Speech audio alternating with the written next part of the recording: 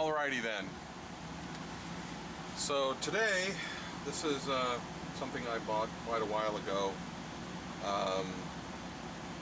It's a PLL DSP radio. The full title of this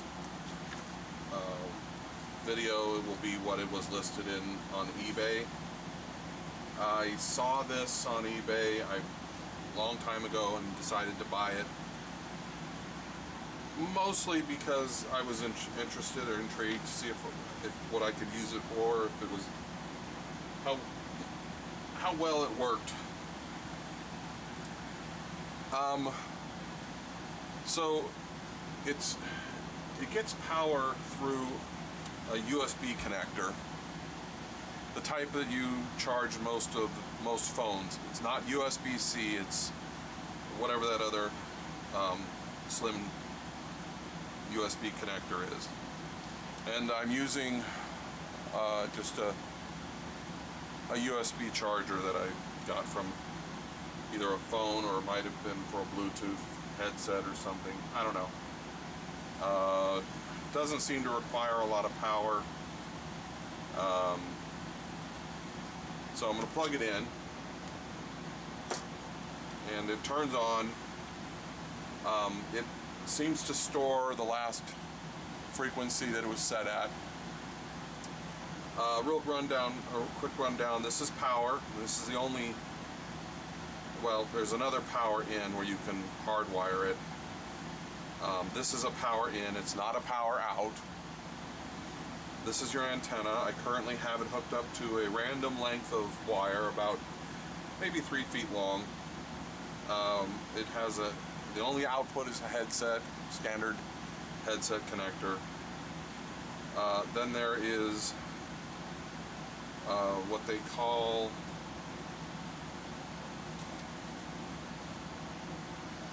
this is a serial port connector.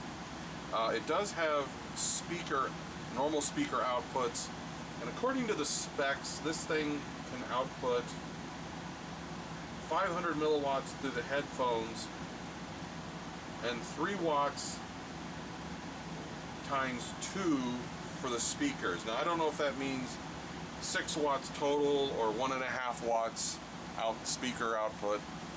I've never tested that. I've only been running it through the headset port. It's got a few quirks.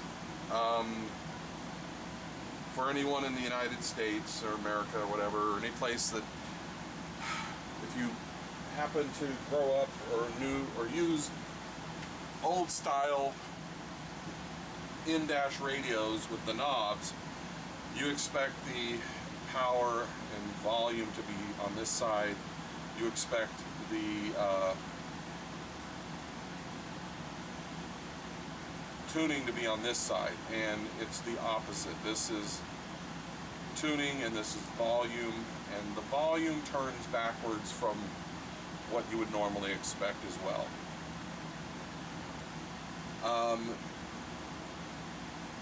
There are 2 versions of this radio. There's an older version and this one.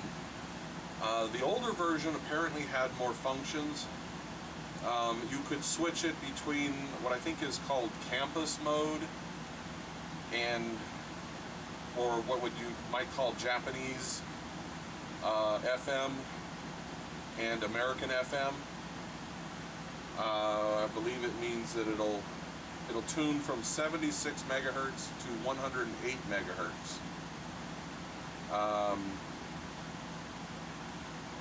Supposedly there's a combination of holding down these buttons that's supposed to enable what they call campus radio,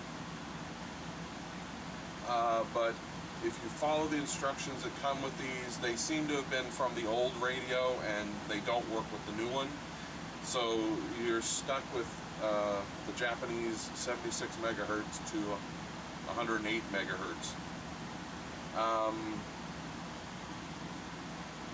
If you use the serial input, you can actually tune outside of those ranges, but for whatever reason you can't receive anything on on those frequencies. I don't know if it's just hard-coded or what, but if I remember correctly, you can tune. It's just that you won't get anything. So right now I've got this hooked up to an old RCA Radio Shack SA 155 integrated stereo amplifier and two El Cheapo KLH model 970A 5 to 40 watt 4 to 6 ohm speakers.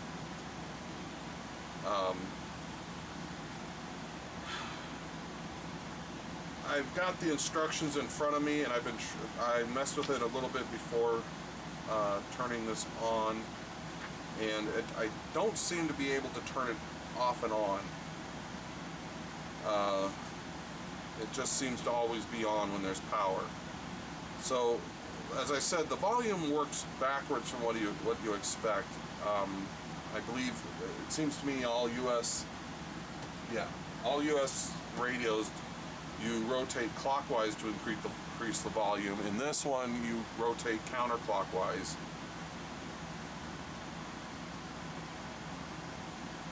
And also, it has an odd quirk where when you've tuned a radio station right after it turned on, it won't play anything until you move the tuning dial.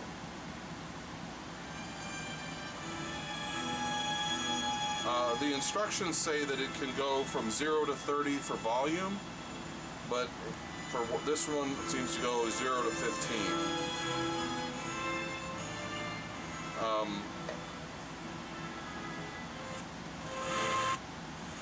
Also, tuning up and down the dial is backwards.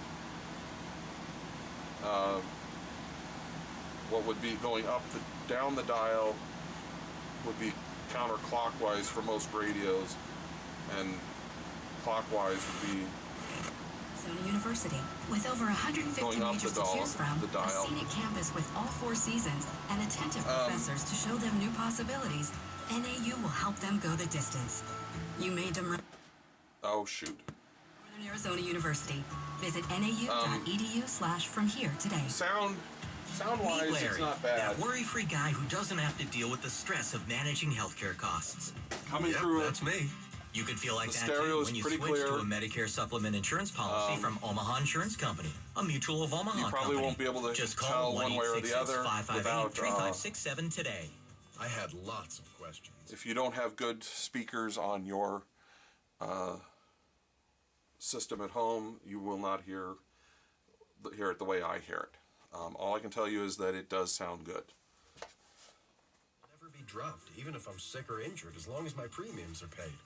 So call 1-866-558-3567 So some of the options that come with switch this, to Omaha Insurance Company today. If you have a Medicare Advantage policy, it has a national mute. open enrollment. You push in the volume button and it mutes it, as displayed on this with the speaker with the X near it. This signal strength meter does not change. There is a USB indicator and a Bluetooth indicator. There, as far as I know, is no Bluetooth on this. And I don't know why it has USB, because there's no USB input. Who are 18 years old or older to participate If there in one is, of our current research studies. there's no information on it. That's another thing about this. That's helpresearch.com. Any information, Okay, Max. if there's any information about this, I'll put it in a text file, and there'll be a Dropbox link in the text description, because this is what I was able to dig up. Let's see. I think Poopsie just winked at me. Halo Pet Food, proven superior digestibility. The proof is in the poop. Buy now at Sprouts Farmers Market. Supposedly it has an auto mute switch by pressing down on the frequency knob.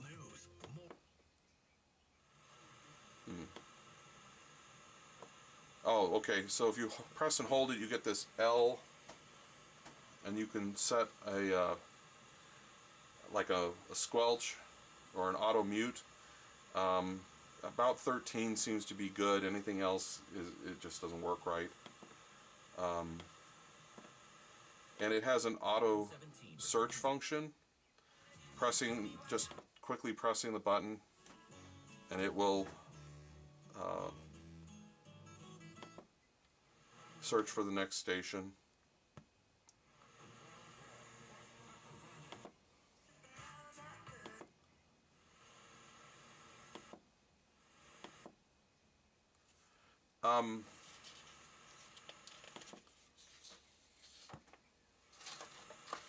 Yeah, the connection I have isn't working as good as I'd like, or else it would have, because every time I press it, it's losing the connection. I think this USB connector is damaged. Not on the radio, but on the charger. I just found a random one in my house. The serial port on this is TTL, and I had to look that up, what TTL meant. It means that ones and zeros are represented by 5 volts, whereas normal serial is 3.3 volts, and so I had to buy a special TTL to serial adapter so that I could hook this up. You would think with TTL you would be able to hook it up to USB, but if I tried that and the computer does not see it as any USB device or anything, and I wasn't able to find anything that could access it using TTL. I suppose if you had an Arduino or something like that, or Raspberry Pi, you could probably access this thing that way. But otherwise you need a serial to TTL adapter. The units themselves the prices are all over the place, but average price is about $8, $9 with shipping. This little device, these were all over the place also. I can't remember how much I paid for this one. I think it was like $5. Might have been $1 or $2. I don't know. They're all over the place. So you can connect to this with a serial port, and some of the auctions list the serial commands, and I'll tell you right now they're bogus. Most of them don't work. They're for the other version. I have a text file that I put together with experimenting of the working commands, or at least the commands that should work. It uses AT commands, old-fashioned modem commands. Like you would set AT plus FREQ equals, and then the frequency in, like if you want 89.5, you would put in 895. If you want 875, you put in 80, or 87.5, you put 807.5. You can increment and decrement the frequencies plus or minus 0.1 megahertz by doing AT plus frequency decrement, and then weirdly enough AT plus frequency add. So decrement is down, add is up. It will do a seek by AT plus seek up, AT plus seek down. AT plus pause is, I think it's supposed to be mute. I put a question mark because I don't think it did anything. AT plus volume equals, it sets the volume. AT plus vol dec, AT plus vol add, up and down volume. AT plus mute equals yes, turns on mute. AT plus mute equals no, turns the mute off. AT plus back BKLT equals a number, is how long to have the backlight stay on, where the number is 0. 0 is off, and 0 it goes up to 59 seconds. AT plus reset, restores factory defaults, does not turn off campus mode, frequency does not take effect till frequency knob is moved. AT plus status will return the current frequency, volume, and backlight. According to the instructions to turn campus radio off or on is AT plus camp OS equals off and AT plus camp OS equals 0. Either one of those is supposed to turn it off. They don't do anything. I have tried AT plus camp OS underscore off, which was another set of commands, and AT plus camp OS underscore on. Also tried different spellings. None of them worked. But it, you know, I have seen people who have taken these, and if there's a way to reverse the direction they turn, I believe they snipped the center wires and then ran a wire from here to the back and the one on the back to the front, and by doing that it reverses the direction they turn. I've not tried to do that. So let's zoom in a little bit on this, and I'm going to disconnect it from power.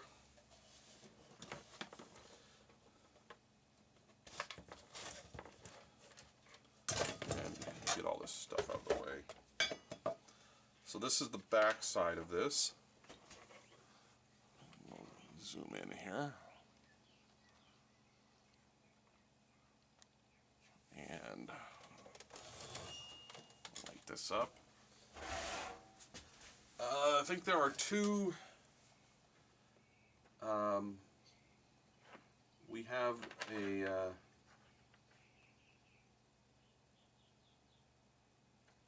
this main chip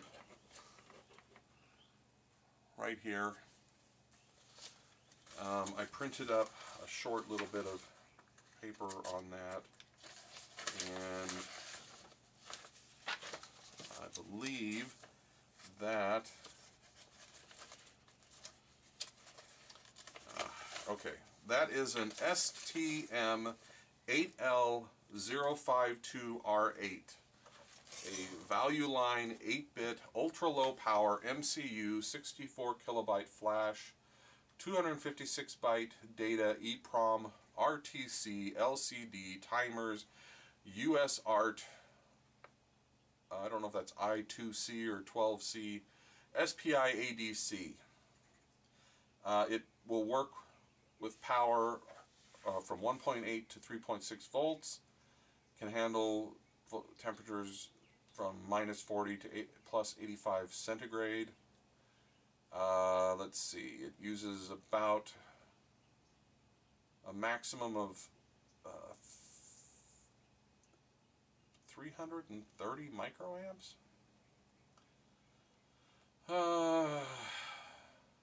Let's see.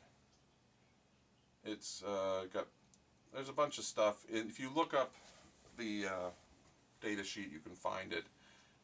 It has 4 channels supporting, DMA has 4 channels supporting ADC, SPI, 12C, USART's timer, 1 channel from memory to memory, a 12-bit ADC up to 1 MSPS through 27 channels.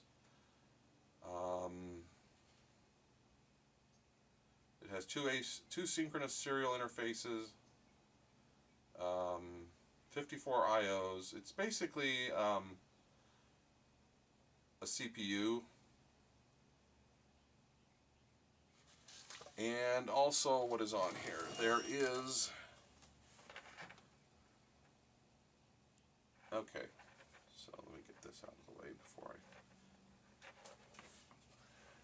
so we'll put that back here. This little chip here is the FM radio, and that is an RDA 5807M. Oh, and by the way, the other CPU, that's what the CPU is. So this is a single chip broadcast FM radio tuner.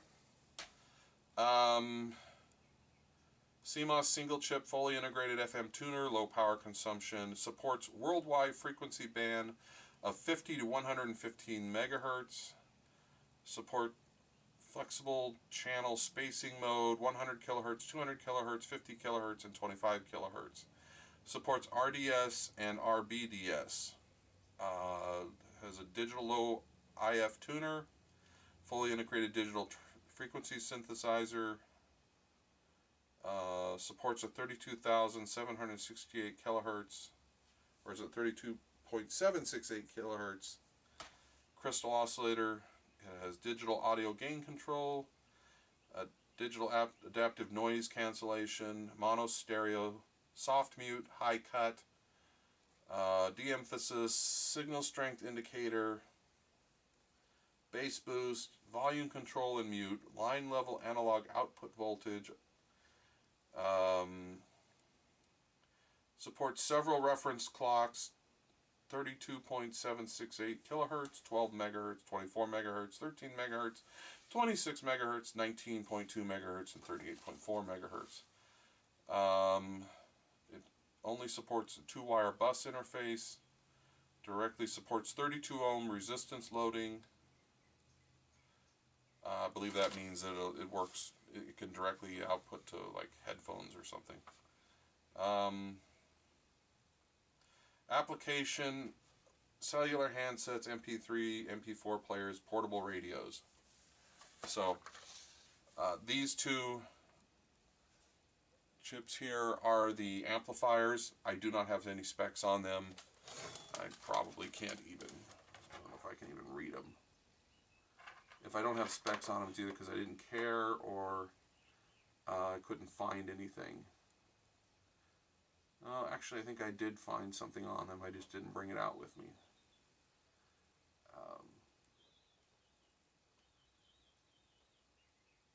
I will probably put Dropbox links to all the data sheets for these things, just so that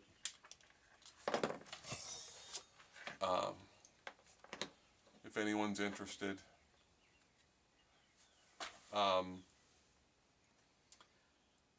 I haven't found a use for it yet. I don't know what I want to use it for, but I was intrigued by it. The pins for the serial they didn't come with those. I put those in myself later, and then I just used these little connectors that I bought a bunch of them.